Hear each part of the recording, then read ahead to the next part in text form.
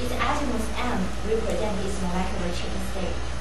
In the uniform state, M has a constant orientation, while in the modulated state, M changes smoothly across the strap and jump at the edge.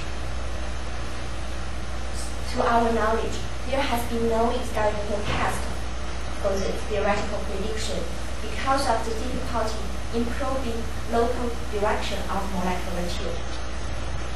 So back to our study, we use liquid crystal imaging to solve this problem. Here, these 4 liquid crystal images are actually polarizing optical microscope image of a liquid tubule below magnetic liquid crystal 5Cb.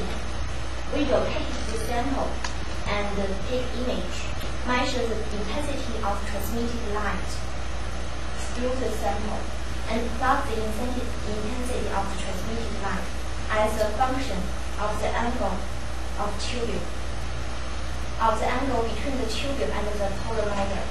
As we can see here, the intensity has a maximum value when the tubule is parallel to the polarizer, and has a minimum value when the angle is 45 degrees. This measurement shows the uniform orientation of FCB liquid crystal and therefore reflect the uniform molecular tube state in liquid tubule. On the other hand, sometimes a featureless liquid tubule under unpolarizing optical microscope will show birefringent straps under polarizing optical microscope, and we measure the intensity of transmitted light through the sample across the strap and found it has a maximum value in the middle of the strap and a minimum value at the edge. So these measurements manifest modulated orientation of 5Cb liquid crystal and therefore reflect modulated state in molecular tube artery in liquid tubule. So to sum up, we use liquid crystal as an optical amplification probe to image the molecular tube artery in liquid tubule and validate theoretical predictions. Moving on, from AFM image, we can see it's clear that liquid tubules have different lengths but pretty uniform external diameters. From TM image, it's clear liquid tubules are hollow cylinders with 2 open ends and a different wall thickness. In most of the case, the liquid tubule have a wall thickness corresponding to about 10 lipid barriers, and very occasionally will capture a liquid tubule with single or double wall thickness. As the application of liquid tubule are either using their external surface as template to synthesis of inorganic materials, or using their internal core as capsules. So we expect liquid tubules are rigid in radial direction to withstand the pressure caused by depositing inorganic particles. And meanwhile, we hope the liquid tubule to be flexible in the axial direction so we can bend them into desired shape. Here comes the question. Are DC NIPC liquid tubules mechanically capable of these applications? To answer this question, we need to carry out bending and radial deformation step. The first question, how to bend such a small size tubular structure? We need to think of a simple and efficient method. Can we use interface tension, as the diagram shows here, to bend liquid tubule? The answer is yes.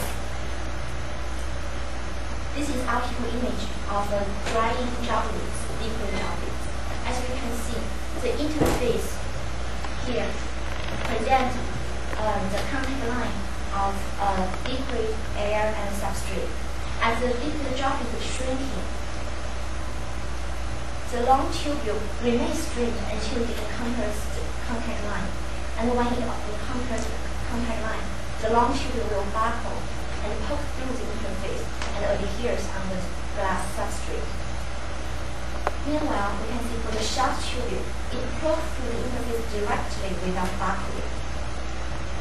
Imagine this is a tubule trapped in a liquid droplet. The interface tension applied axial load at both ends of the tubule. compression force is equal to the cross-section area times the interface tension at the axial direction.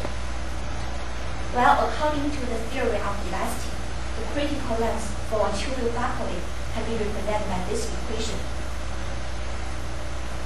If the compression force is larger than the critical force, the two-wheel buckles, otherwise it will remain straight. Balancing of these two forces yield Young's modulus. Here, all the parameters are known except the critical length LC. How to get LC? Based on plentiful observation by optical image, I estimate the critical length is about 15 micron. From TM image, I measure the external radius and the internal radius of the tube. By substituting all those numbers into the equation, I estimate bending rigidity and axial Young's modulus of the tube. Here, please pay attention to the value of axial Young's modulus, because later on it will convey the interesting information.